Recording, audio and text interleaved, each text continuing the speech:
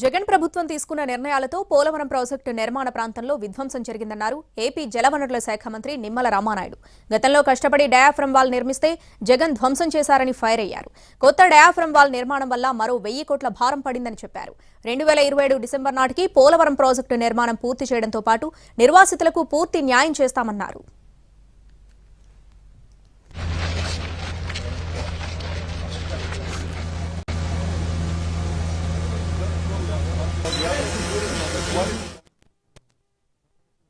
నూతనంగా మళ్ళీ diaphragm wall ఇవాళ నిర్మించుకోవాల్సినటువంటి పరిస్థితి వచ్చింది అని అంటే జగన్మోహన్ రెడ్డి ఆ రోజు చేసిన విధ్వంసానికి ఇదే ఒక ఉదాహరణ.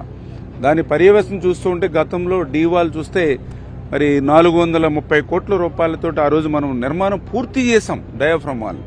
మళ్ళీ అది విధ్వంసం గురవడంతో మళ్ళీ దగ్గర ఇప్పుడు 990 కోట్ల రూపాయలు మళ్ళీ తిరిగి డయాఫ్రమ్ వాల్ నిర్మాణం చేయడానికి వెచ్చించవలసి వస్తుంది అని అంటే మరి ప్రజాధనాన్ని మళ్ళీ ఎంత వృధాగా ఖర్చు పెట్టేటువంటి స్థితికి జగన్మోహన్ రెడ్డి తీసుకొచ్చాడనేది ఒకటి.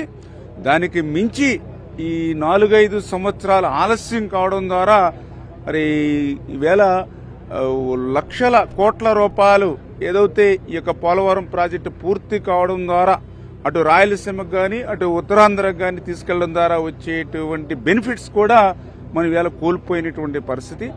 అట్ ద సేమ్ టైం అంటే డయాఫ్రమ్ వాల్ పూర్తయిన తర్వాత మళ్ళీ మెయిన్ డ్యామ్ నిర్మాణం చేయాలని అంటే మళ్ళీ ఆలస్యం అవుతుందనే ఉద్దేశంతో దీనికి ప్యారలల్ గానే ఆ ఎర్త్కమ్ రాక్ఫిల్ డ్యామ్ ను కూడా నిర్మాణం చేయాలనేటువంటి ఆలోచనతో కూడా ఉన్నాం.